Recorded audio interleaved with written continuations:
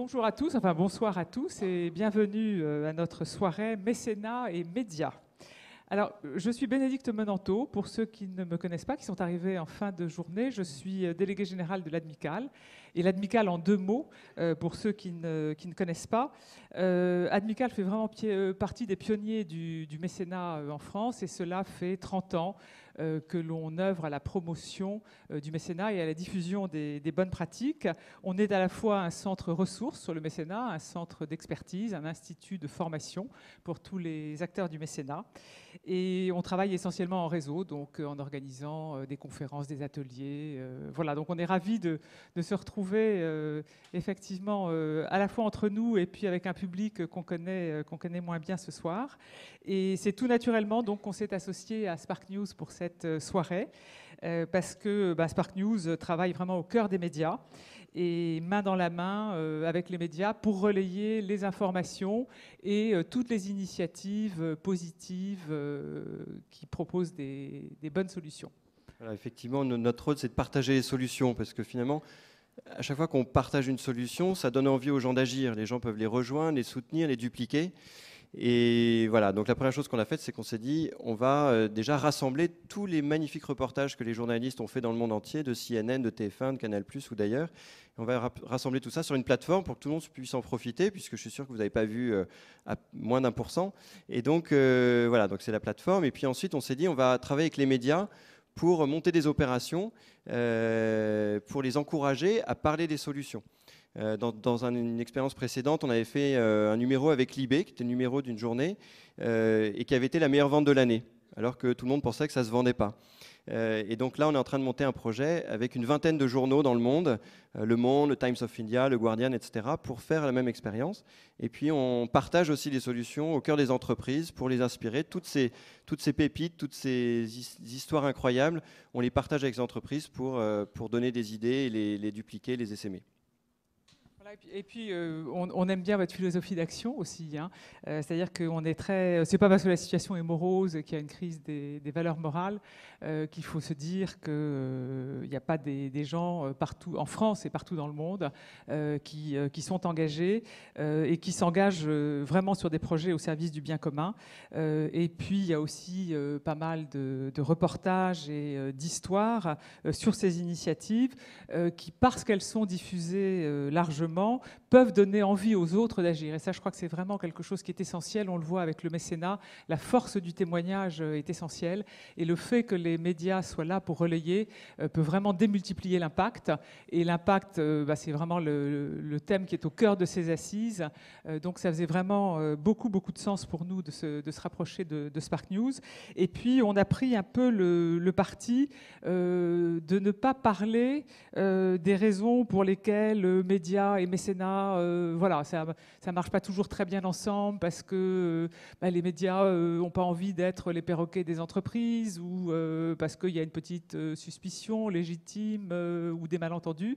Et on s'est dit, on va plutôt aller vers toutes les synergies et tout ce qui rassemble médias et mécénat. Et on va travailler sur un certain nombre de pistes pour rapprocher donc ces deux sujets. Voilà. Parce qu'effectivement, ce qu'on s'est dit, mais nous, notre conviction, c'est que les mécènes et les médias ont un point commun, un rôle commun, qui est en fait de révéler, de repérer, de révéler des talents, des initiatives, des projets, des patrimoines, qui finalement n'existeraient pas sans un mécène à la base et sans les médias qui ont permis de les faire connaître, de les faire relayer. Et ce rôle commun, en fait, nous paraît essentiel. Et c'est sur ce rôle commun, en fait, qu'on a envie de partager ce soir. Alors, on va avoir des invités journalistes qui vont nous partager leur expérience, mais on va aussi vous faire travailler un petit peu, parce qu'on pense que vous pouvez aussi beaucoup apporter dans ce débat avec un débat collaboratif. Mais avant d'arriver à ça, on avait envie de vous partager un petit film de 5 minutes qui est pour nous une métaphore en fait de ce rôle commun des mécènes et des médias, de révélateurs, de catalyseurs, de talents, d'initiatives, etc. C'est l'histoire en fait d'un petit garçon qui est très créatif, qui est incroyable, et qui tout d'un coup rencontre un homme qui va devenir son mécène. Et ensuite, les médias sociaux, les médias traditionnels vont prendre le relais et va totalement changer la vie de cet enfant. Et derrière, qui va devenir une fondation incroyable qui va impacter des milliers, des centaines de milliers d'enfants dans le monde. Voilà, on vous laisse avec ce petit film. Encore une fois, c'est une métaphore de ce rôle commun qu'on a envie de partager ce soir. My name's Kane, and I'm 9 years old. My arcade is called Kane's Arcade. It's open on weekends only, and it's really cheap. Kane does not pass by an arcade without stopping in. He loves tickets, playing games, he loves prizes, so it was only natural for him to build his own arcade. My dad has a lot of boxes back there to ship parts out, so I cut them up and make my arcade games out of it. He taped it onto a box, and he was offering people chances to play for like a nickel. He started from that little game, and little by little they started getting fancier and fancier, and eventually he took over the whole store. I met Kane randomly. I had to get a door handle for my 96 Corolla, so I pulled into this used auto parts store, and I just came across this elaborate cardboard arcade. My dad started the business in 1955. We have used auto parts. Most of our business has gone online because we really don't get the walk-up traffic like we used to. So Kane's chance of getting one customer is pretty hard.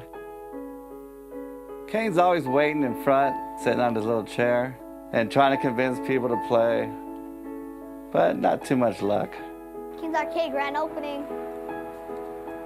But he never gets discouraged. He's always sweeping up and dusting off the games, waiting for customers. Well, one day, my secretary comes running into the office. George, you never believe it. Somebody's playing Kane's Arcade. And I go, no way. So I was looking through the security camera, watching them. And I'm playing like miniature soccer, miniature basketball. And then when you'd score a point, he would crawl into the box and he pulls out these little tickets out of the side of the cardboard. And I was like, this kid's a genius. Nirvan came back one day when Kane wasn't here, and he told me, you mind if I make a short film about Kane's Arcade? I said, well, actually, it's kind of like a little joke around here because you're his only customer. So Nirvan said, well, what if I can get him a couple customers? I said, that would make his day. If you can get him one customer, he'll be happy. And at that point, we hatched a plan to invite everybody in LA to come play Kane's Arcade. The idea was to do a surprise flash mob at Kane's Arcade on Sunday afternoon. And I'm thinking, who's gonna come down to a junkyard Sunday afternoon, East LA? Then I made a little Facebook event, which a friend posted on Hidden LA, which has over 230,000 fans. And all of a sudden, it just started going viral. Nirvan put it over the internet. And all of a sudden, within an hour, we had NBC News here. Then I hit the front page of Reddit, which is like being on the front page of the internet. I started reading the comments. I wish I could be there. I live in New York. I wish I could be there. I live in Europe. And I go, wow, it was getting big. The plan is, I'm gonna take Kane to Shakey's Pizza. We're gonna play some arcade games. We're gonna eat lunch while Nirvan sets up a big surprise party. Kane has no idea what we're doing. And when we get back, he's had the biggest surprise of his life. And the idea is just to get as many people as we can to come out to Kane's Arcade and just make his day. Kane's dying to have one customer show up to his arcade. So Kane is to be the most surprised little boy in the whole wide world. Hey, you ready? In about a minute, he's gonna arrive here.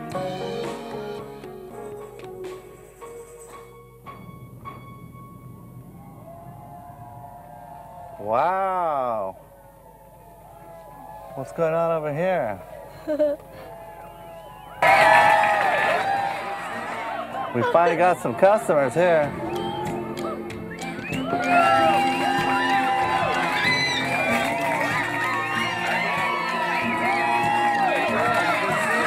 Okay.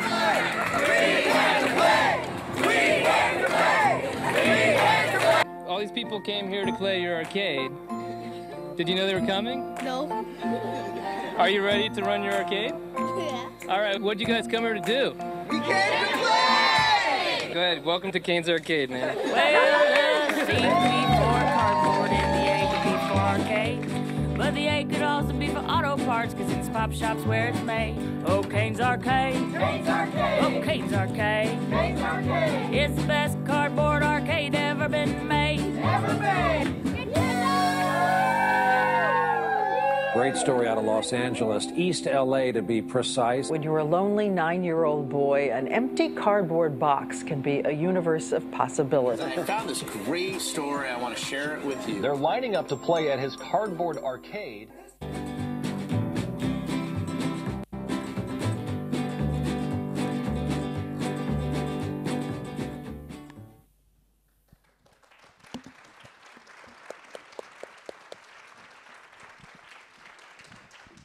Voilà, c'est bien sûr une métaphore, mais comment effectivement un mécène, un homme, a révélé le talent d'un enfant, comment les médias sociaux et les médias traditionnels ont relayé, ont été un relais, et cette initiative, en fait, toute simple, alors, je ne sais pas si on peut passer les images derrière en même temps, ont généré plein de choses derrière, non seulement une levée de fonds pour payer les études de ce gamin dont le père n'était pas du tout riche, ils se sont dit un talent comme ça, il faut le garder, il faut le faire grandir. Ensuite, une fondation qui s'est créée derrière pour soutenir tous les enfants comme ça qui sont créatifs, qui ont des idées, qui pourraient se développer. On verra dans les images tout à l'heure un ingénieur de la NASA qui fabrique aujourd'hui des fusées et qui dit mais moi quand j'étais petit je fabriquais des fusées en carton et je me retrouve dans cet enfant, j'ai envie de l'aider parce que c'est un talent dont il faut prendre soin pour qu'il puisse apporter ce qu'il a apporté au monde. Alors maintenant on appelle nos amis journalistes. Absolument, on a la chance d'accueillir 3 journalistes ce soir. Christine Coquelin, on va vous demander de monter sur scène, de nous rejoindre.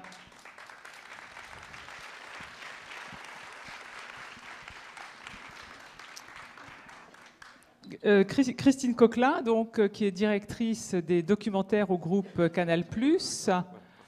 Isabelle Giordano, qui est la fondatrice de l'association Cinéma pour tous. Et puis Yasmine Youssi, journaliste à Télérama. Venez vous asseoir là, Yasmine.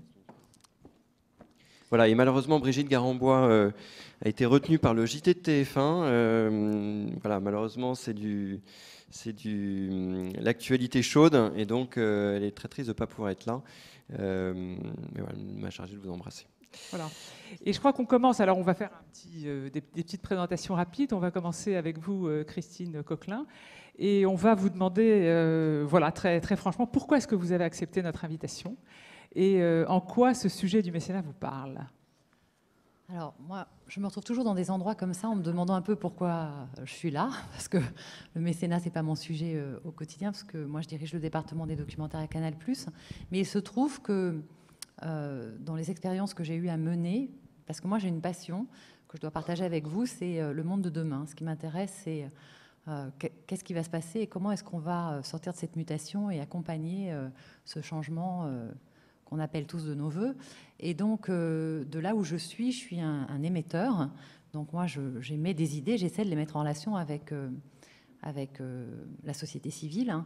Et puis, pour faire ça depuis un certain nombre d'années, je me suis rendu compte qu'au fond, ce qui m'intéressait maintenant, c'était d'utiliser la télévision comme un moyen et pas une finalité.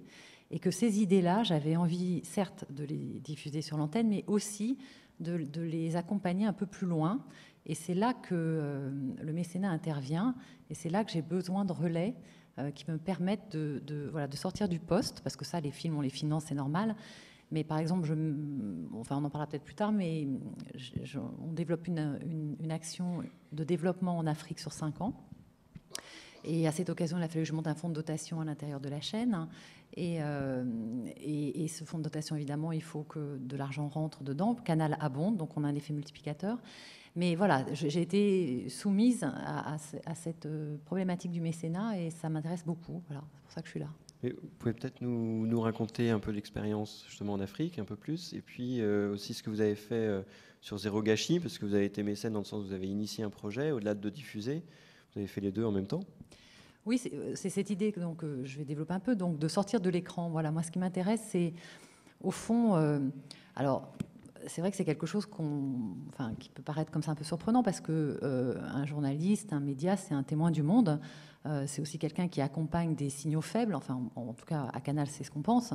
Mais en même temps, tout d'un coup, passer de l'autre côté de l'écran et puis s'impliquer au-delà de ce simple témoignage, c'est quelque chose qui peut questionner.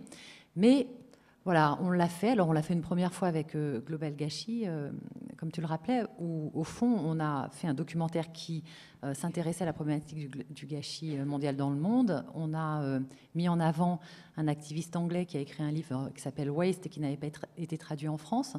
Donc, on a décidé d'en faire un documentaire. Et puis, au cours du tournage du film, on s'est rendu compte qu'il faisait quelque chose, lui aussi, pour essayer de prolonger son action, parce qu'une fois que son livre a été sorti, lu, pas grand monde d'ailleurs, il s'est dit comment je fais pour continuer à adresser cette problématique, et il a organisé des banquets où il nourrit 5000 personnes avec des légumes qui sont des écarts de tri ou qui sont des légumes qui ne rentrent pas dans les calibrages des grandes surfaces.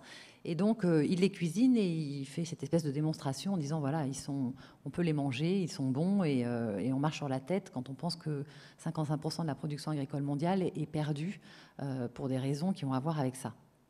Donc en fait, je me suis dit, tiens, et si on faisait la même chose? Mais voilà, c'était le prolongement d'une préoccupation éditoriale. C'était pas l'idée de faire du mécénat. C'est tout d'un coup, je me suis dit, et si on faisait la même chose à Paris? Parce qu'au fond, cette interpellation, ce prolongement du discours, cette rencontre avec la société civile, c'était quelque chose qui m'intéressait. Et donc, on l'a organisé.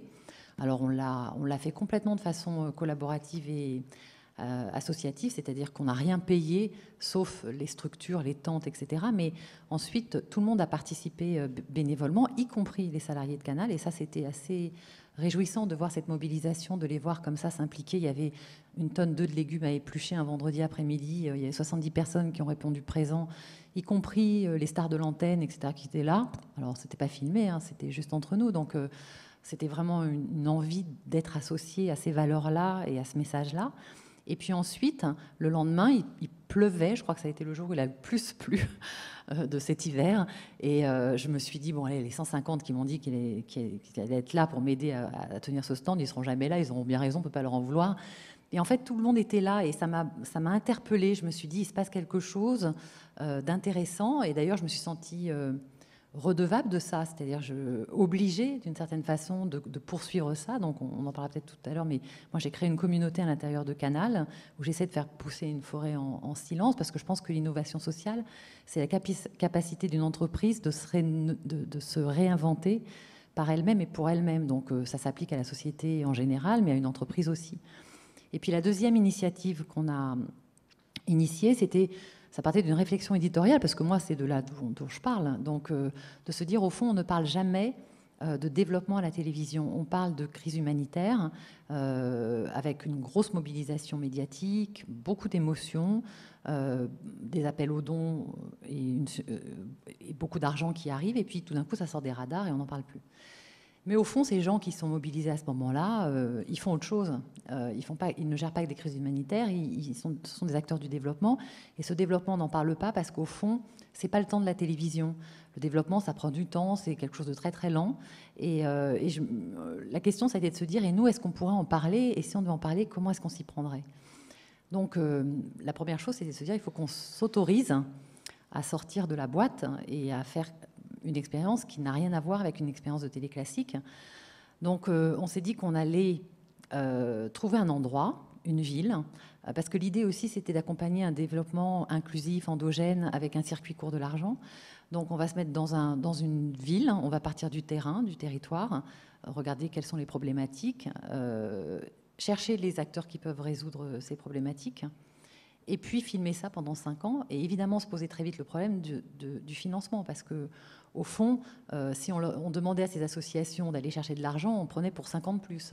Donc, face à cette difficulté, j'ai proposé au patron de Canal+ d'adapter quelque chose que j'avais lu dans le Guardian, qui était une expérience qu'a menée ce journal anglais, où eux s'étaient installés dans une ville dans le sud de l'Ouganda, à Katyn, et ils avaient mené une expérience avec leurs lecteurs, où ils s'étaient associés à une seule association, et ils demandaient à leurs lecteurs de donner de l'argent, et ils avaient trouvé une fondation financière qui abondait. C'était la fondation de la Barclays.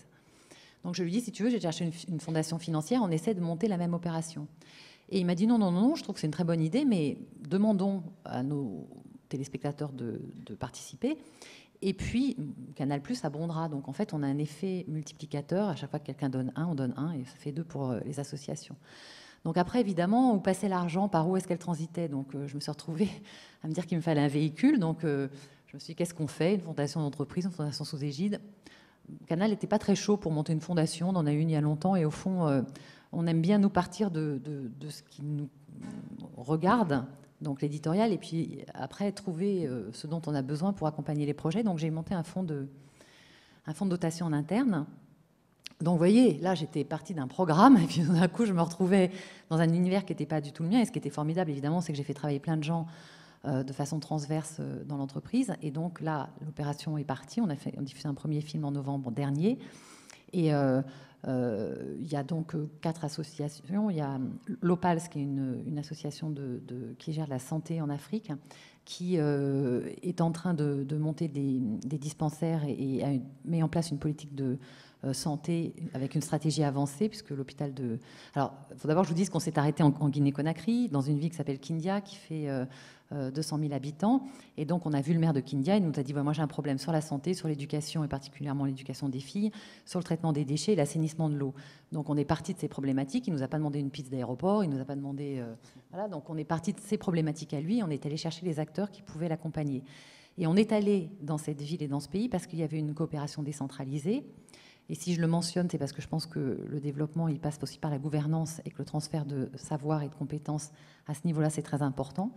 Et donc, cette coopération décentralisée était capable, elle, de porter les problèmes d'assainissement et de traitement de l'eau, mais sur la santé et l'éducation, ils étaient absents. Donc, on est allé chercher d'autres partenaires qui étaient prêts à rentrer en Guinée, parce qu'il venait d'y avoir des élections libres 2 ans auparavant, et qui attendaient l'opportunité de ces élections et d'une stabilité politique pour pouvoir rentrer. Donc leur programme était à peu près ficelé, et il leur manquait juste, évidemment, l'argent, parce que s'ils partaient pour un grand tour de l'AFD, l'Union européenne, etc., ça allait leur prendre beaucoup de temps. Donc nous, on a été des facilitateurs, et depuis, on suit ce projet. Donc sur 5 ans, on va voir ce qui se passe. On va adresser ce qui fonctionne et ce qui ne fonctionne pas, parce que là, pour le coup, nous, on apporte des fonds, mais on n'a aucun agenda, c'est-à-dire que ça marche pas. Moi, je pense qu'on apprend autant de ses erreurs que de ses succès, donc si ça marche pas, on tirera les conséquences.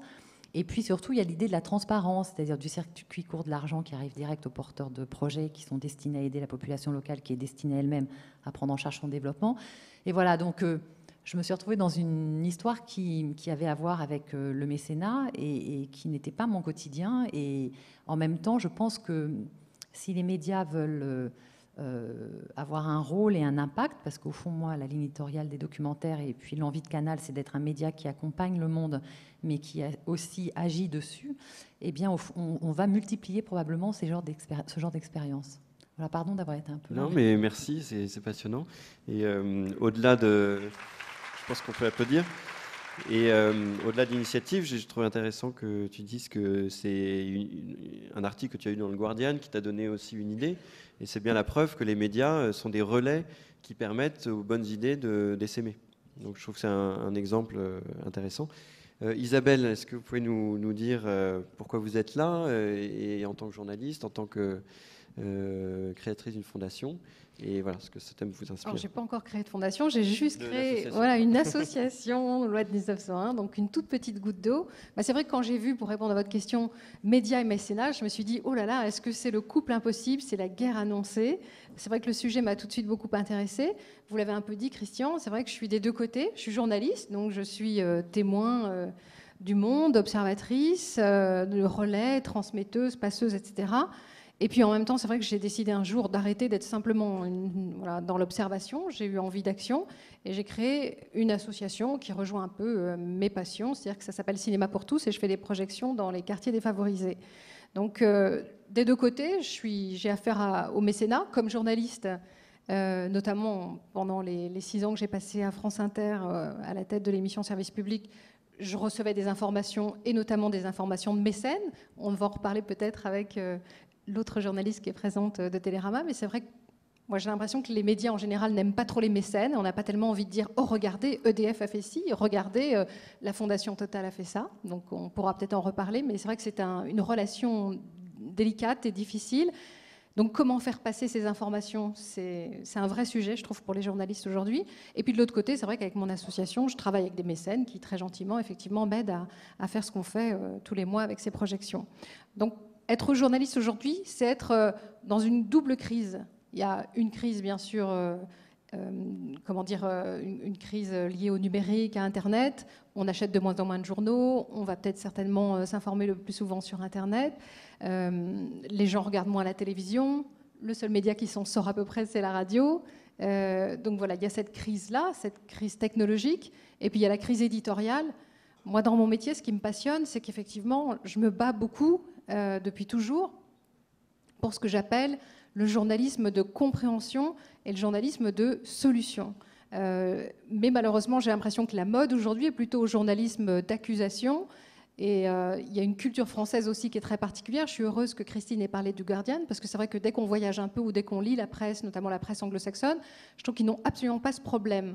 Les Français, et notamment les journalistes français, sont beaucoup plus dans une espèce de sarcasme, cynisme, un peu dandy. Voilà, ça fait très chic de critiquer. On le voit très bien en ce moment. On est plutôt dans l'accusation. On va passer au pilori, toutes sortes de sujets. Quand on aura fini avec Cahuzac, on va passer à autre chose. Mais c'est vrai que face au déluge d'informations aujourd'hui, je pense que les gens sont perdus. Et ils ont besoin de clés, ils ont besoin de manières de comprendre. Et je trouve que le sel de ce métier, quand même, c'est d'essayer de donner à comprendre, de faire passer même du plaisir à comprendre et d'être vecteur de savoir et de connaissances et d'essayer surtout de dire aux gens, voilà, si vous perdez dans ce chaos, sachez que voilà, en vous mettant telle et telle information sous les yeux ou en vous faisant écouter des débats, vous pourrez peut-être y voir un petit peu plus clair et comprendre dans quel monde on vit. Et puis surtout, moi je me suis beaucoup battue pour ça dans le service public. C'était ma mission et je le disais vraiment à tous mes journalistes. Je leur disais, mais arrivez avec une solution. Il ne suffit pas d'organiser un débat sur les laboratoires pharmaceutiques, sur les gaz de schiste ou sur les OGM pour dire c'est mal, regardez les méchants, oulala. Ça c'est facile, c'est la solution de facilité, mais c'est vrai que on rejoint notre crise technologique, comme il y a une paupérisation quand même du métier et que la presse n'a plus beaucoup d'argent. C'est vrai que c'est facile d'aller vers cela. Mais c'est vrai que moi, je forçais un peu mes journalistes à toujours arriver en plateau avec une solution, ou du moins un panneau, un palmarès de solutions. Il m'est arrivé d'ailleurs de donner la parole à Reporter d'Espoir dans l'émission. Et c'est vrai que là où le rôle des médias est intéressant, c'est que c'est un amplificateur. Et je trouvais à chaque fois extraordinaire de voir qu'une émission comme Service Public écoutée par 1 million de personnes, c'est un amplificateur incroyable et ça permet des solutions. Voilà, ça permet d'agir. Donc je n'ai pas vraiment d'exemple à vous citer, il y en aurait 1000, mais c'est vrai qu'en 6 ans d'émission, on avait 2 slogans. C'était l'émission, c'était pour faire avancer le vivre ensemble et c'était parce qu'on veut changer le monde. Donc on était très utopistes. Mais c'est comme ça qu'on y arrive, avec des petites gouttes d'eau. Et c'est vrai qu'1 million de personnes qui, tous les jours, écoutaient cette émission et entendaient une info qui les faisait progresser, avancer, etc., soit uniquement dans leur connaissance, soit en faisant reculer les préjugés, etc., soit en agissant, parce qu'on a été très pratique aussi. On a fait un paquet d'émissions qui rejoignent un peu les sujets dont on parle, sur le gaspillage, etc., ou sur plein de sujets qui concernent donc la vie collective. Et c'est vrai que c'était très gratifiant d'avoir des retours de gens qui nous disent on a fait ci, on a changé ci, on a etc. Voilà. Donc le média, je ne sais pas s'il est mécène, en tout cas c'est vrai que c'est un amplificateur et c'est une réserve de solutions insensées. Et ça peut faire avancer les utopies en tout cas. Alors, tout à fait, et effectivement, j'aime bien ce que vous dites. C'est vrai qu'il y a beaucoup plus de journalistes et de médias qui ont à cœur de parler des solutions. Et ce dont on s'est rendu compte, c'est qu'ils sont à court, en fait. Ils ne savent pas forcément où les trouver, parce que ça demande du temps d'aller sourcer, etc.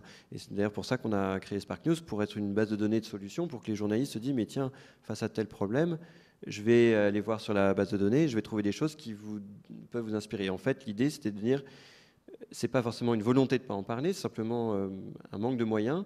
Et donc, voilà, on donne notre petite contribution comme ça. Voilà. Mais j'ajoute juste que ce que fait Spark News est essentiel, mais dans la culture et dans la mentalité française, je trouve qu'effectivement, les journalistes ne veulent pas être vecteurs de bonnes nouvelles. On vit dans un monde anxiogène. La société française est connue pour ça. Elle verse dans un déprimisme qu'on peut analyser sous toutes les coutures. Mais c'est vrai que c'est là où je dis que c'est un couple impossible. Hein. C'est-à-dire que c'est très difficile de faire passer des informations aux journalistes en leur disant « Regardez, il y a ça qui marche ». En général, ça ne les intéresse pas du tout. C'est le fameux proverbe. Enfin, ils préfèrent quand même parler des trains qui n'arrivent pas à l'heure. Oui. On peut parler des trains qui arrivent en avance. Voilà. Oui. Yasmine Youssi, vous êtes journaliste. Ah. Voilà. Autour de Yasmine Youssi, qui est journaliste dans un support papier, donc à Télérama, vous écrivez sur la culture et vous ne rechignez pas à parler des sujets de mécénat et de sujets qui vous parviennent d'entreprises mécènes. Alors quels sont les critères qui vous permettent d'apprécier justement la justesse et l'intérêt d'un sujet? Comment est-ce que vous décidez d'en parler? En fait, nous, Télérama, donc on est un journal culturel, on traite absolument toutes les disciplines de la culture et on parle d'économie de la culture aussi, et c'est dans ce cadre-là qu'on écrit sur le mécénat. On n'a pas de rubrique dédiée au mécénat, on ne parle pas de mécénat au cas par cas en faisant un article sur un tel ou sur un tel, mais il faut bien se rendre compte aujourd'hui que dans le monde de la culture et dans ma partie, parce que je dirige en fait les pages art et scène de Télérama, on ne peut plus, les musées, les institutions ne peuvent plus vivre sans mécénat. Le plus gros exemple qu'on ait eu, c'était, il devait y avoir une exposition Robert Indiana au Grand Palais qui devait commencer en février, je crois, enfin je me souviens plus très bien, qui a été carrément annulée parce que le mécène n'a pas pu donner l'argent. Donc voilà, à partir de là, on est obligé d'en parler. Moi, si j'ai voulu venir aujourd'hui ici, c'est pour vous parler justement de cette relation très particulière entre journalisme et mécénat. Quand j'ai commencé au début des années 2000, j'étais indépendante et j'écrivais pour différents journaux comme le Journal du Dimanche. Et c'est là qu'on a commencé à parler de mécénat. C'est-à-dire que dans la presse, on a vraiment commencé à parler de mécénat à partir des lois Ayagon, qui datent de, si ma mémoire est bonne, 2003. Voilà. Et avant, on n'en parlait pas. Et là, tout d'un coup, les choses ont commencé à changer. Et nous, en tant que journalistes, on n'y connaissait pas grand-chose. Et je dois dire que côté mécène, ce n'était pas encore la professionnalisation que c'est aujourd'hui. Donc nous, on était très, très énervés parce qu'on recevait des coups de fil hystériques d'attachés de presse qui nous disaient « Il faut absolument que vous citiez le nom du mécène dans votre article. » Et nous... Pour tout vous dire, ça nous énervait beaucoup parce que, bon, d'accord, ok, et après on dit quoi? On trouvait que c'était une information qu'il n'y avait pas grand-chose à développer de plus.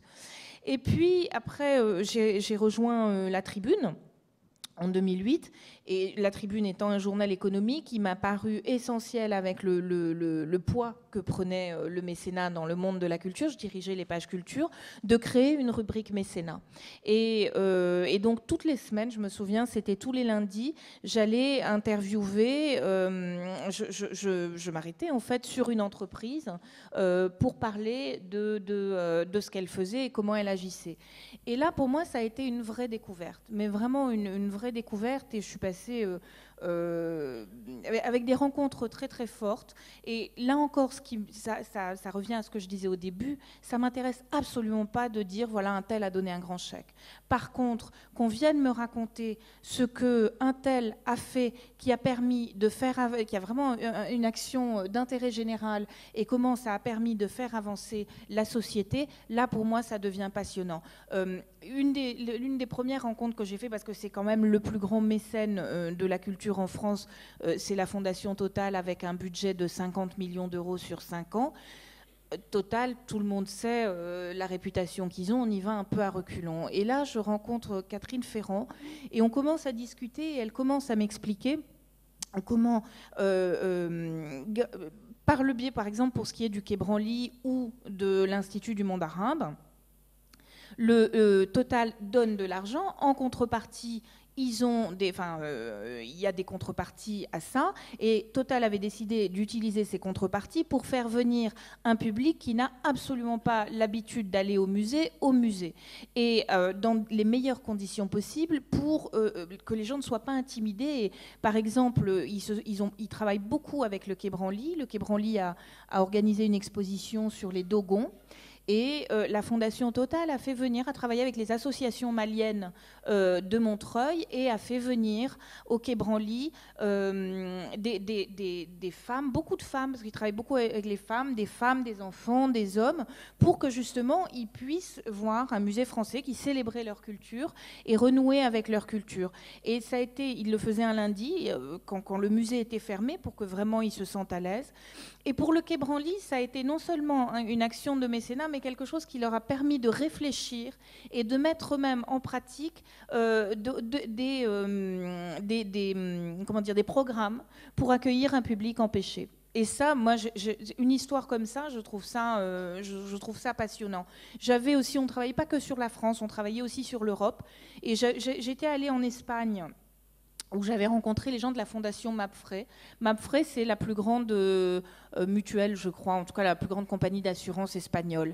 Et au lendemain de la mort de Franco, quand l'Espagne a commencé à devenir démocratique, ils se sont dit comment est-ce qu'on peut accompagner, comment est-ce qu'on peut aider notre pays à renouer avec son histoire. Et donc ils ont mécéné, aidé à développer des expositions d'histoire de la peinture et d'histoire de l'art espagnol, tout ce qui avait été évacué par Franco, c'est-à-dire tout ce qui avait été fait entre 1875, la fin des impressionnistes, à 1936, le début de la guerre civile. Et en faisant cela, ils ont complètement... le pays a pu se doter d'une histoire de l'art espagnol qui n'avait jamais été écrite. Et ça, pour moi, ça, c'est vraiment des... Donc, quand il y a des choses comme ça à raconter, on est partant à 100%. Et aujourd'hui, je trouve qu'il y a ce qui m'intéresse et que je trouve très bien, et ça, je dois vous rendre hommage, c'est-à-dire que les mécènes ont compris qu'il y avait... que donner un chèque comme ça, c'était pas intéressant, que ça nécessitait une implication et de vraiment que l'intérêt général soit poussé. Et en ça, oui, nous, en tant que médias, nous sommes là pour le relayer.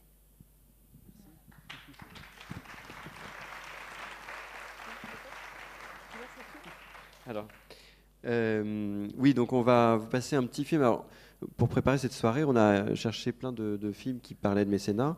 On a trouvé plus d'une 50aine et c'était difficile de tous les passer. Donc on vous a fait un petit zapping voilà, qui a été monté par Alexandra et l'équipe. Voilà. Le corps est plus vite pavé que l'âme. Quand t'es né rond, tu ne meurs pas pointu.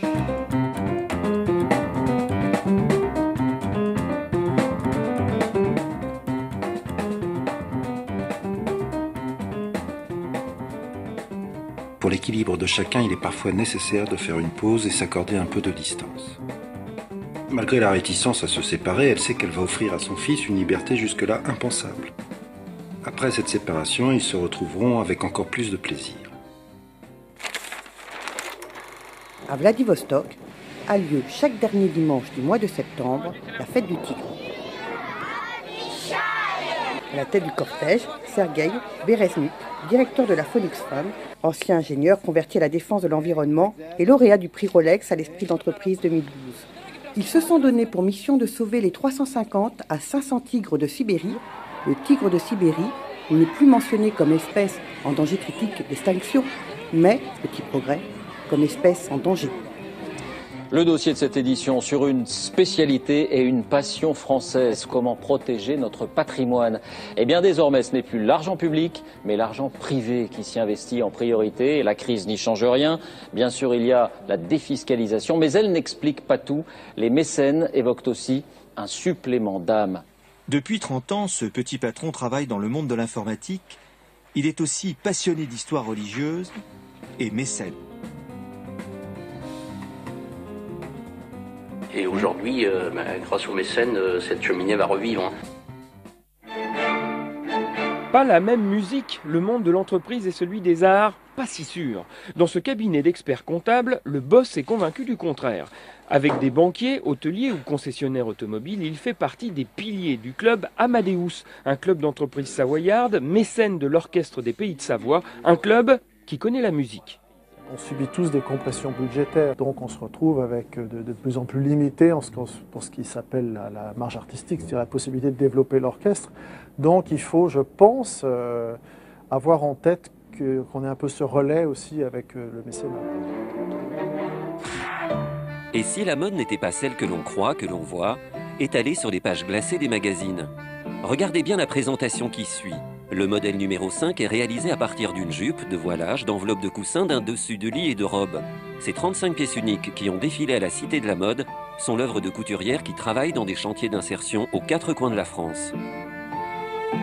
Les réseaux Tissons la solidarité luttent contre l'exclusion des femmes en leur offrant un travail de recyclage des vêtements de seconde main. La genèse de cette opération, Laure du Pavillon, ex-grande communicante de la Maison Lacroix, a ouvert une association dont le but est de créer des liens entre le luxe et le monde associatif. J'ai toujours été sensible, c'est vrai, quand elle m'a parlé de cette association-là, à tous ces mots de recyclage, de réinsertion. Ce sont des mots qui ont beaucoup de poids pour moi, parce que je pense qu'ils contiennent des solutions.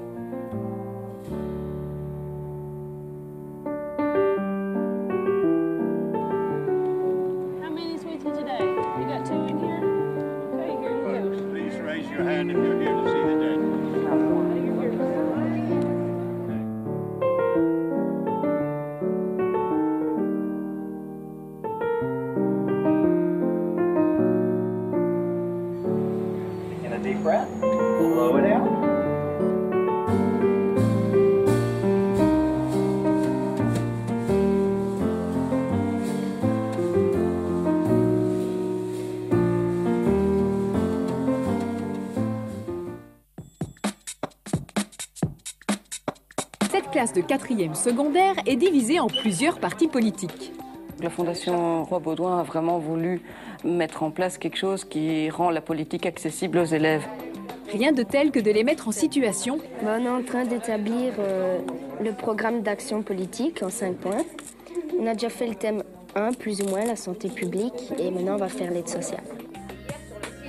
Depuis 2007, TF1 aide des jeunes issus de banlieues fragiles à intégrer le monde de la communication. Nous sommes chez Nouvelle-Cour, une agence installée à La Courneuve, en banlieue parisienne.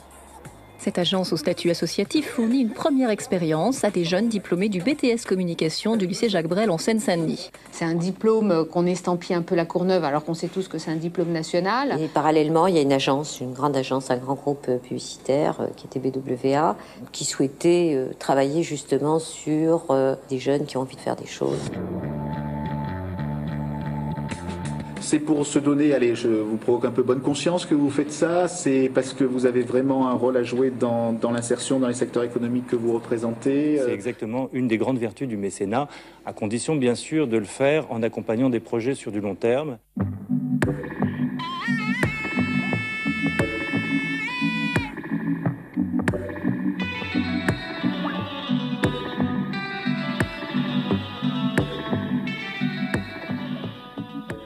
बस हमने बाहर के आए, बाहर के लोग समझकर और हमने इनसे जुड़ना बढ़िया नहीं समझा और बाद में जब लोगों के फसल हुई तो हमने फिर इनकी बात सुनना शुरू कर दिया और इनसे जुड़ना पड़ा. O sea, nosotros estamos aprendiendo bastante con los ingenieros que vienen, sacamos más cosecha y los niños o mis hijos los que nos piden, yo puedo vender un poco de maíz y comprar lo que ellos quieren.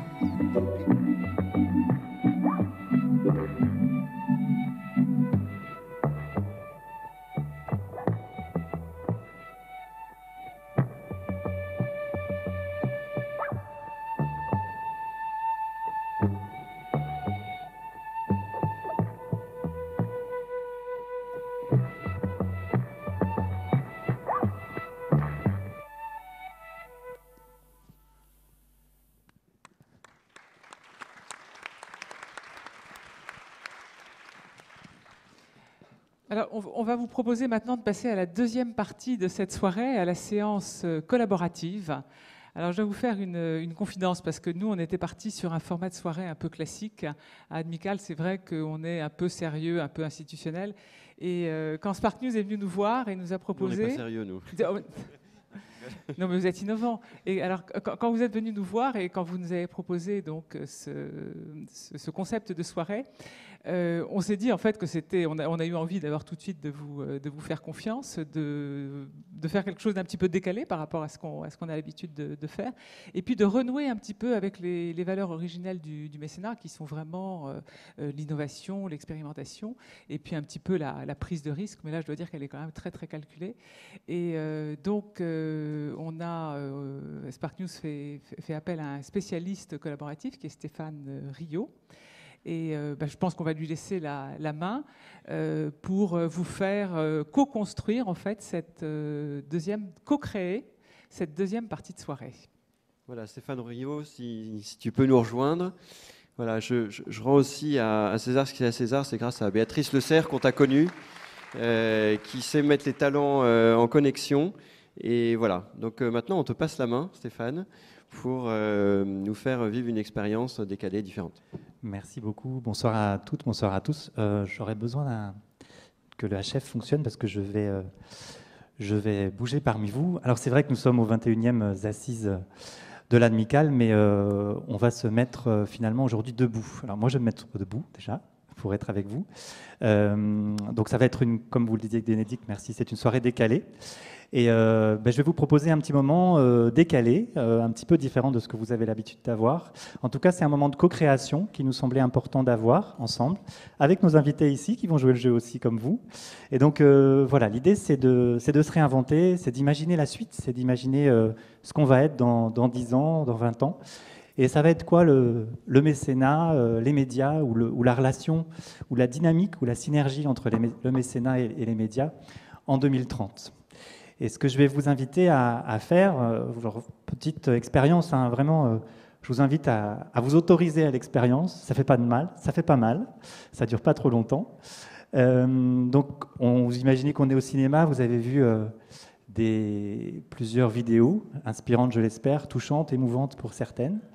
Et je vais vous inviter, comme moi, comme mes amis ici, à vous installer confortablement dans votre siège.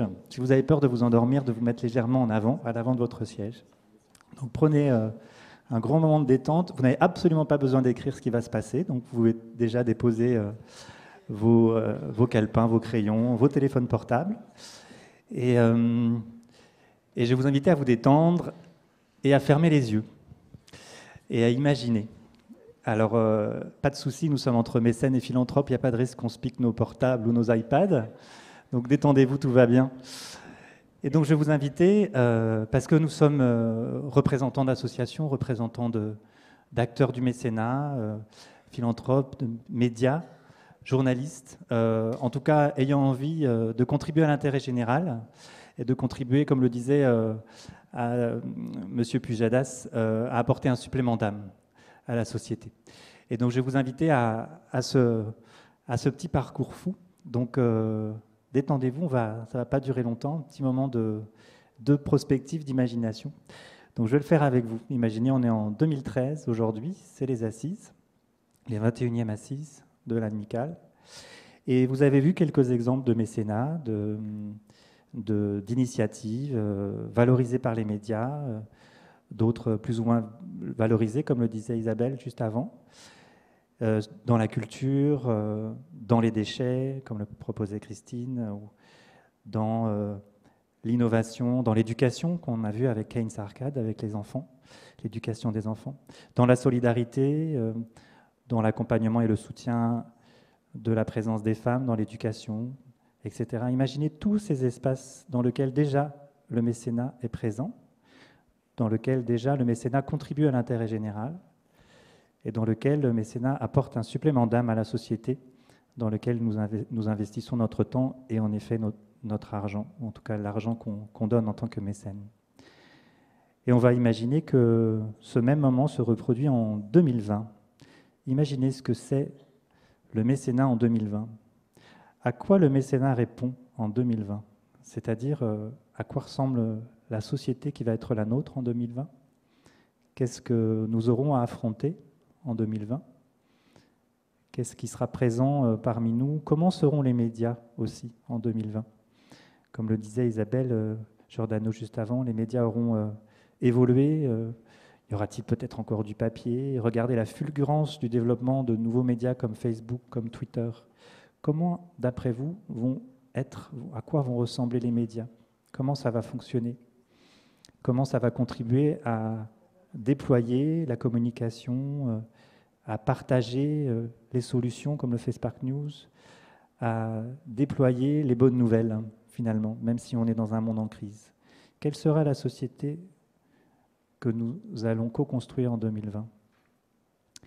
Et je vais vous inviter encore à aller un peu plus loin, en 2030. Si c'est possible pour vous de vous projeter jusqu'en 2030. C'est dans longtemps et en même temps, ça va venir très vite. Quelle sera la société dans laquelle nous serons en 2030? À quoi ça va ressembler? Quels seront nos enjeux? Les enjeux sociaux, les enjeux environnementaux, les enjeux éducatifs, les enjeux sanitaires, tous présents et présentes ici, sommes plus ou moins au courant de la tendance que prennent les choses. À quoi va ressembler notre monde en 2030? Prenez le temps d'imaginer, juste d'imaginer, et de aussi laisser venir, voilà, pourquoi pas les émotions, les réactions, les interrogations qui sont présentes par rapport à cette image-là. 2030. Et qu'est-ce que sera le mécénat en 2030? À quoi ça va ressembler? À quoi est-ce qu'il va contribuer? Quels seront les sujets sur lesquels le mécénat sera fondamental, sera essentiel, sera inévitable presque? Et quel sera le relais qu'en fera les médias? Et comment est-ce qu'il va valoriser, comment les médias vont valoriser ce qui se passe dans le mécénat? Et je vais proposer d'imaginer qu'en 2030, eh bien finalement, le mécénat est un élément essentiel de la société. Tout le monde en parle, tous les médias en parlent. C'est devenu un phénomène médiatique majeur parce qu'il porte des valeurs, il porte une nouvelle manière d'être ensemble, il porte ce supplément d'âme dont nous avons besoin. Et en 2030, c'est un phénomène majeur. Et je vais juste vous demander de vous inviter à imaginer ça. En 2030, le mécénat est devenu un phénomène incontournable. Tout le monde en parle dans les médias. Et qu'est-ce qui s'est passé? Et qu'est-ce qui se passe? Comment on en parle? Qui en parle? Et comment ça se fait que ça fait autant le buzz, comme on dit? Voilà. Donc de rester avec les images qui viennent, je vais vous inviter à revenir parmi nous, mais à rester avec la sensation que vous avez, avec les idées que vous avez, parce que c'est là-dessus qu'on va co-créer ensemble. Alors c'est un pari un petit peu fou, mais je vais inviter, comment on va procéder? Je vais inviter les personnes qui ont une petite pastille de couleur jaune devant leur siège. Donc sur la partie en bois, certaines personnes ont une pastille de couleur jaune devant leur siège, ou un peu devant vous. Donc, juste devant vous, au niveau de vos genoux, je vais vous inviter à vous lever. Juste ces personnes-là, voilà, juste les personnes qui ont une petite pastille jaune sur le siège au niveau de leurs genoux devant, ou légèrement en avant. Alors, ou alors pas loin de vous. Voilà. Ceux en général qui sont sur le côté, vous avez des petites pastilles. Voilà, levez-vous. OK. Par ici, il n'y a pas beaucoup de monde de lever. Vous avez repéré vos petites pastilles jaunes? Il n'y en a pas? Il y a des tricheurs. Il y a des tricheurs, c'est pas possible. Alors, c'est très simple. Je vais vous inviter à faire un geste avec moi. C'est celui-ci.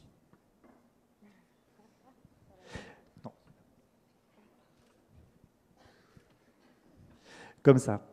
Et en fait, les personnes que vous avez sous vos bras, ou en tout cas entre vos bras, c'est les personnes qui vont constituer votre groupe de travail, devant vous. Voilà. Donc ça fait des petits groupes de 10 à 12 personnes. Et on va vous inviter à vous rassembler. Il y en a qui n'ont pas joué le jeu parce que normalement vous avez des pastilles. Mais vous allez de toute façon devoir vous lever pour ces assises, entre vous, faire des petits groupes de 10 à 12. Et on va vous demander de réfléchir à cette question-là. le mécénat est devenu un phénomène médiatique majeur, c'est-à-dire qu'il y a cette synergie majeure entre les médias et le mécénat. Que s'est-il passé? Qu'est-ce qui s'est passé? Qu'est-ce qu'on a inventé ensemble? Et on va vous inviter aujourd'hui à l'imaginer. Qu'est-ce qui sera passé dans le mécénat? Quels sont les nouveaux sujets qui seront portés par le mécénat?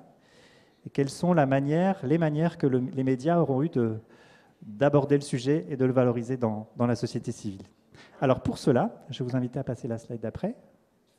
On a 20 minutes. Alexandra, si tu es là. Voilà.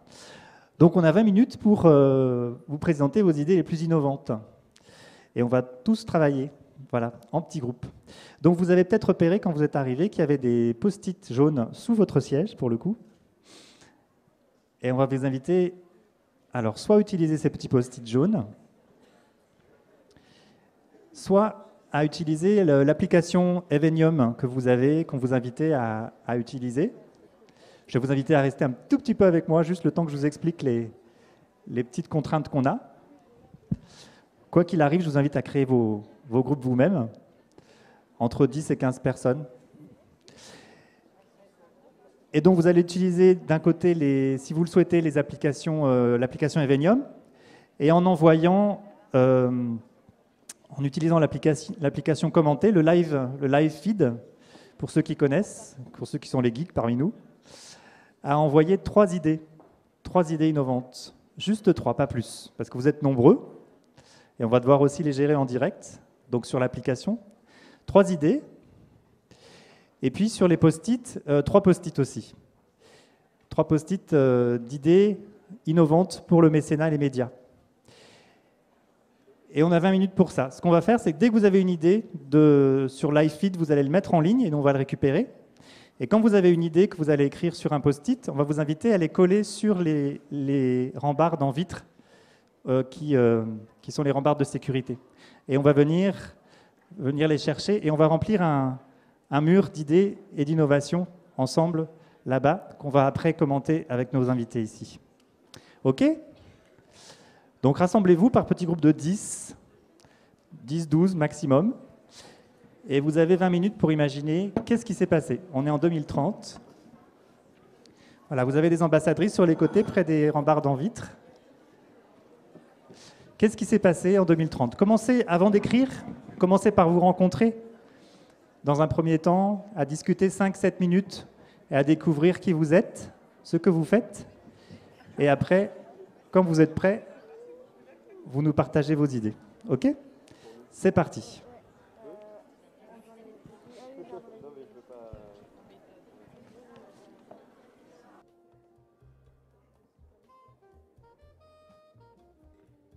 Allez, voilà, on termine. Et on va échanger ensemble sur 2030. On va vous remettre.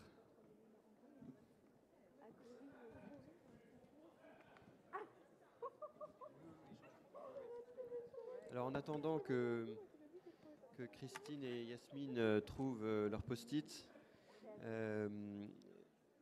on a évoqué différents sujets. Alors il y a un post-it que je prends, le travail de certains médias repose sur les dons. Alors en l'occurrence, il y a effectivement une initiative vraiment intéressante aux États-Unis qui s'appelle ProPublica, qui est en fait une fondation qui a été créée pour financer des reportages d'investigation qu'aucun média n'aurait les moyens de se payer. Et donc pour aller finalement faire un vrai travail de journalisme, d'investigation, et ensuite ces reportages sont offerts aux différents médias. Donc, ce qui garantit une indépendance des sujets, mais d'aller vraiment effectivement chercher des vrais sujets.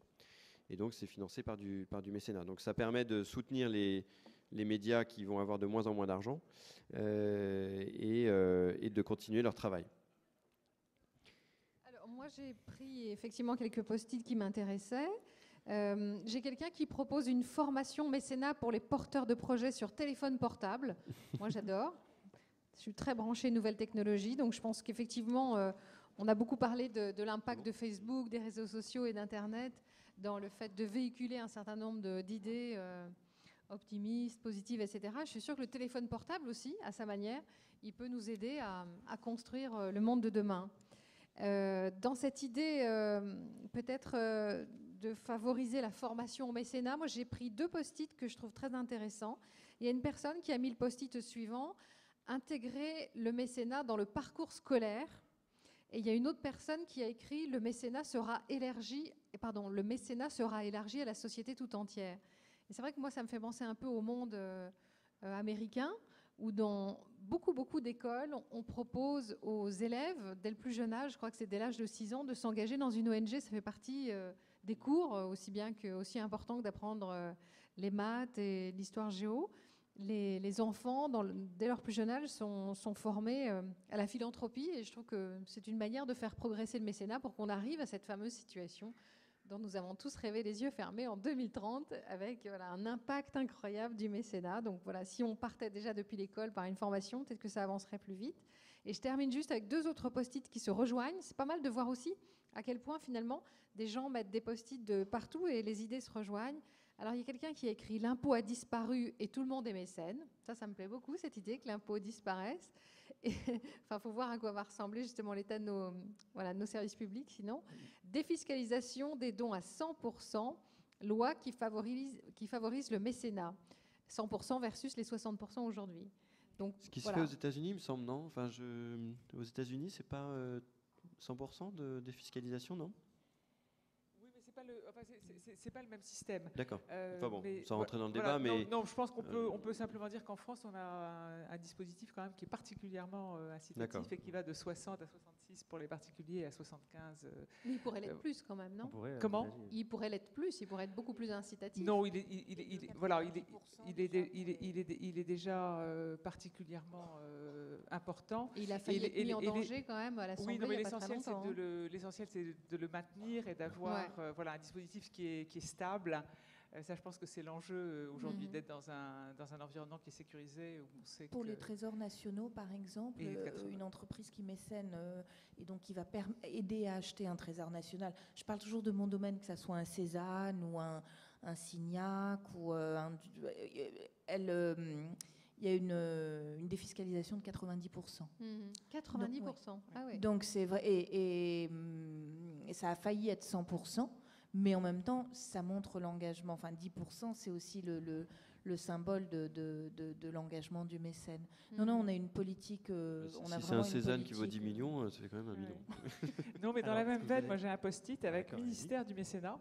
Alors ça c'est pas vraiment de... Un ministère du mécénat, rien que ça. Enfin, c'est prospectif, mais il suffirait d'une délégation interministérielle au mécénat. On a déjà en France 2 missions mécénat dans des ministères, et certains ministères réfléchissent à mettre en place une mission. Donc voilà. On a un ministère de l'économie sociale et solidaire déjà. Donc, oui, non, mais une mission interministérielle, ce serait bien.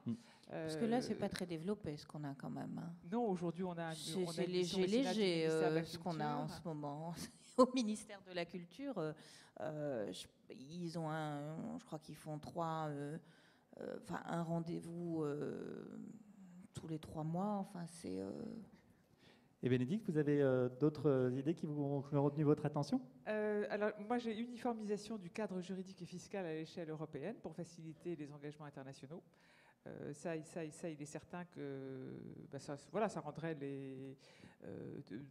tous les mouvements plus fluides. Ça aussi, c'est peut-être quelque chose qui, avec le statut de fondation européenne, etc., sont peut-être des choses qui se profilent et qui pourraient, on l'espère, avant 30 ans, en fait, se réaliser. C'était tout? Très bien. Alors, moi, j'ai beaucoup de choses sur l'idée qu'un citoyen égale un mécène égale un média, faire de l'individu un vecteur de mécénat et d'information, la réappropriation de l'intérêt général par les citoyens. Nous serons tous des mécènes individuels. Donc là, c'est l'idée effectivement d'un État qui n'aurait plus les moyens de financer et de prendre en charge un certain nombre de choses, et qui ferait que, au fond, les citoyens se réapproprieraient une forme de démocratie participative et seraient eux-mêmes des acteurs du changement. Moi, je trouve ça très intéressant. D'ailleurs, ça a commencé. Hein. Oui, avec les plateformes de crowdfunding sont là. Alors après, on peut décider de créer une œuvre audiovisuelle, et c'est un film de cinéma, mais on peut aussi intervenir sur des projets sociaux. Et il y a beaucoup de choses qui sont faites. Alors la limite, pour l'instant, c'est que les montants sont assez petits, et qu'il y a un moment, il faudra aussi être vigilant au retour d'impact. C'est-à-dire que toutes ces plateformes, elles sont intéressantes à partir du moment où elles suivent les projets et qu'elles en mesurent l'impact réel et qu'on installe un système de transparence pour savoir au fond où vont les fonds, comment est-ce qu'ils sont dépensés et est-ce qu'ils ont une utilité. Ça me fait penser à... On n'a pas de science de l'action, nous, en France, et j'avais cette discussion avec Philippe Kourilski, qui est un scientifique et qui avait, en bon scientifique, et sait que la science est mise en place par Strat, et qui du coup a monté un programme qui s'appelle FAX, et qui est une plateforme où les initiatives sont évaluées comme dans une revue scientifique par des pairs, et où on les met en ligne à disposition en open source. Et du coup, quand vous avez trouvé un système pour régler les problèmes des latrines dans un pays d'Afrique et que la même problématique se pose en Amérique du Sud, eh bien, on peut aller consulter ce site et voir ce qui a fonctionné, ce qui n'a pas fonctionné, parce que le problème, c'est que ensuite, ce sera celui qui communiquera le mieux sur son initiative qui sera le plus repris, et c'est pas pour ça qu'il sera le plus performant. Donc, il va y avoir tout un problème de transparence et de mesure d'impact à mettre autour de ces sites. Ce projet FAC, d'ailleurs, est mécéné par Veolia. Voilà, il est né dans la pépinière de Veolia, absolument. Très bien. Moi, il me semble qu'il y a vraiment quelque chose d'intéressant pour rebondir avec ce que tu as fait, Christine. C'est quand les médias eux-mêmes sont porteurs d'un projet, donc quelque part mécènes d'un projet, et peuvent faire venir d'autres mécènes, parce que finalement, ça permet d'avoir... Vous êtes à la fois les initiateurs, mais les garants, à la fois que le projet va avoir une audience médiatique, enfin en tout cas un relais, mais aussi les garants moraux, parce que les journalistes, en tout cas, sont censés garder cette indépendance entre le monde de l'entreprise et le projet.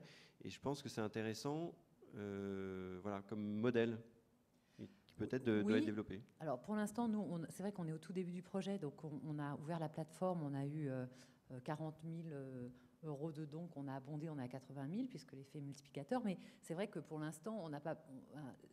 On a 4 ans, donc on prend notre temps, mais je suis curieuse de voir si des entreprises, à un moment, vont s'intéresser au projet et dire nous, on donne sur le fonds de dotation Kindia, parce que c'est un axe de communication pour nous aussi, que de dire on est une fondation, on a donné, et en plus, on a eu un effet multiplicateur, parce que ce qu'on a donné a été multiplié par 2.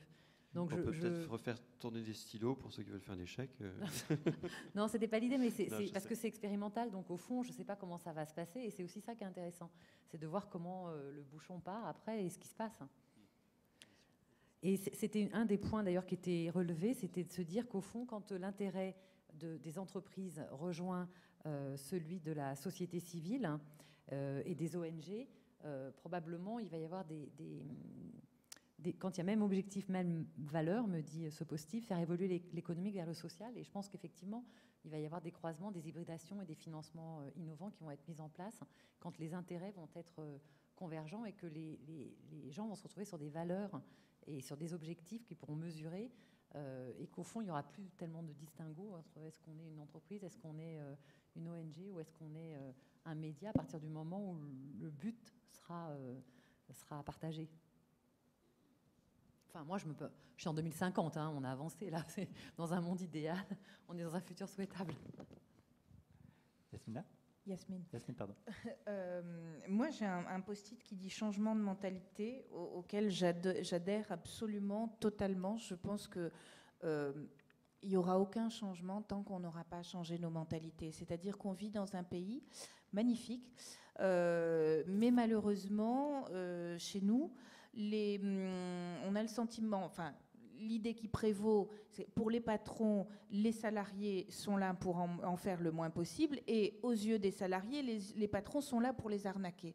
Tant qu'on continuera à vivre sur ce modèle-là, où il n'y aura absolument aucune confiance entre salariés et patrons d'entreprise, et vice-versa, je pense qu'on n'arrivera pas à faire évoluer les choses. Et ça, pour moi, c'est vraiment la base et le b.a.-ba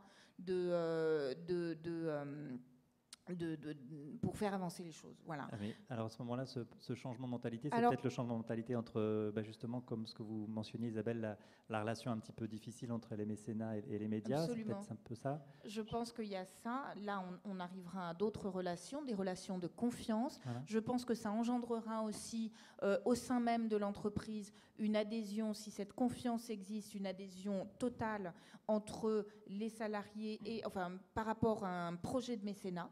Et je pense que là aussi, j'ai mécénat plus intégré à l'entreprise, dans l'ADN, dans les valeurs, dans l'action. Ça aussi, je pense que c'est essentiel et qu'à partir du moment où cette confiance existe entre un entrepreneur et ses salariés, pour construire un projet, le projet mécénat sera démultiplié, enfin il aura encore plus de force, parce que ça sera quelque chose qui ne vient pas d'en haut, mais qui vient de l'ensemble des gens, qui seront beaucoup plus impliqués et porteront beaucoup mieux le projet. Pour rebondir sur ce que disait Isabelle, porter un projet aussi, c'est savoir en parler, c'est savoir le construire, c'est savoir le donner à voir. Et là, quand vous arrivez à faire tout ça, vous avez les médias qui sont là. Mais justement, alors vous aussi, vous avez co-construit vos petites idées, vous pouvez partager avec nous? Il y avait celle-ci notamment, qu'on a écrite sur un post-it, c'était de faire en sorte que les mécènes mettent peut-être parfois plus en valeur leurs informations sous toutes les formes, et notamment en utilisant quand même Internet. D'accord.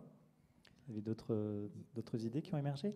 Oui, il y a aussi l'idée que probablement la nature de l'entreprise va changer et qu'aujourd'hui, l'entreprise, qui est encore l'entreprise du 19e siècle, consiste à faire du profit et qu'on voit émerger une autre économie plus sociale et plus solidaire, et que donc cette émergence qui, moi je pense, va essaimer dans la société, va obliger les entreprises à être plus congruentes dans ce qu'elles disent et ce qu'elles font, et que probablement de cette congruence va naître des pratiques différentes et probablement l'accompagnement d'initiatives, parce que la demande de sens est très forte dans l'entreprise aujourd'hui. Et probablement une démultiplication ou une individualisation de l'action de mécénat, comme vous l'avez aussi mentionné, de manière peut-être plus individuelle, c'est ça? On a imaginé un petit peu des modèles hybrides avec une entreprise qui ne pense plus qu'au profit et à redistribuer des dividendes, et qui se rapproche un petit peu de ce qu'elle voit dans le monde des ONG, où il y a beaucoup d'expertise, qui se rapproche du monde de l'économie sociale et solidaire, et qui du coup évolue, se rend compte qu'il peut y avoir une façon de structurer ses financements qui est différente et qui repose sur plusieurs piliers. On a parlé un petit peu de certaines institutions culturelles qui ont su en fait à la fois développer leurs ressources propres et qui continuent à avoir une dépendance de la subvention publique à hauteur de 30%, qui ont des ressources propres à hauteur de 30% et qui vont chercher du mécénat à hauteur de 30%. Et ça peut créer un équilibre et ça peut créer un nouveau un modèle économique viable. Mais on a aussi beaucoup parlé de cette quête de sens et du fait que l'entreprise allait devoir changer sous la pression, sous les attentes des collaborateurs, avec des entreprises qui communiqueraient beaucoup plus sur leurs valeurs, qui ne communiqueraient plus sur les produits. Et du coup, ça forcerait l'entreprise à être très vertueuse et à faire la preuve qu'elle met en application ses valeurs et qu'elle les vit au quotidien avec ses collaborateurs. Elle va être congruente, comme le disait Christine. Mais c'est vrai que moi, le seul témoignage que je peux apporter là, c'est quand on a fait Global Gâchis, il n'était évidemment pas question d'aller donner des leçons à la terre entière sans interroger les pratiques de l'entreprise à l'intérieur. Et c'est quelque chose auquel personne n'avait vu venir. Moi, j'avais déjà commencé à travailler avec les services généraux. Je leur avais dit, qu'est-ce qu'on fait, nous? Comment est-ce qu'on évalue nos déchets, ne serait-ce que dans les restaurants d'entreprise, qu'on en a 3. Et donc, on s'est mis en ordre de marche pour l'exemplarité aussi. Pour être dans l'exemplarité et pour organiser le tri des déchets, en allant jusqu'au bout de la chaîne, en allant jusque dans les mairies pour voir si le tri était bien effectué, etc. Donc, la forêt pousse doucement, mais en même temps, on ne la voit pas, on ne l'entend pas, mais elle induit des changements à l'intérieur. Et moi, je crois que c'est ça l'innovation sociale. C'est la capacité d'une entreprise à se réformer elle-même et pour elle-même, sans forcément que ça vienne du haut de la pyramide, mais que ce soit un processus de bottom-up. Voilà. Super. Merci, c'est des bonnes nouvelles pour 2030, ça. Merci en tout cas pour toutes vos contributions. Quoi qu'il arrive, on va toutes les conserver. Vous avez été très riches et très contributif et contributive. Merci à vous. Merci infiniment. Merci Stéphane. Donc si vous avez envie dans vos entreprises, vos fondations de d'animer des débats collaboratifs. N'hésitez pas à faire appel à lui, à Novetera, son entreprise. Voilà, comme il est un peu tard, on ne va pas passer la petite séquence de films qu'on avait prévue. Vous pourrez les retrouver sur Spark News si vous voulez. En tout cas, voilà, on voulait vous remercier à tous pour votre contribution, d'avoir joué le jeu. Merci à nos invités, à Béatrice Le Serre, à toute l'équipe aussi de Spark News, Alexandra Calam, Marie Poupinel, Angina Pinault et tous les autres, aux équipes d'Admical. Voilà. Merci Christian. Et un grand merci à vous tous, à votre participation active. Et surtout, ne filez pas tout de suite parce que voilà, on continue les échanges et on se retrouve autour d'un petit apéritif dînatoire. Merci, au revoir.